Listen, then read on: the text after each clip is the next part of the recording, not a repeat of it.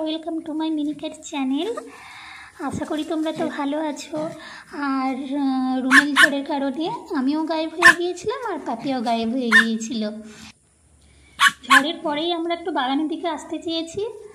কি অবস্থা হয়েছে গাছপালাগুলো দেখতে, দেখো। ওকে আটকে রাখতে চেয়েছিলাম, পারিনি। এত যুদ্ধ করে টোরে শেষমেশ চলে এসেছে আমাদের পেছনে পেছনে। এখন এসেছে এই কাদা মাটি ঘেঁটে এই অবস্থা হয়েছে।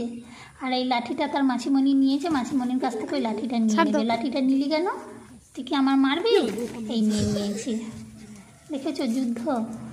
এবারে আমরা সবাই গাছপালা দেখে রাস্তার দিকে হাঁটতে শুরু করলাম। আর ওর দিকে দেখেছো রাস্তাতে এত পলি জমে গিয়েছে পাইপলাইনের কাজের জন্য।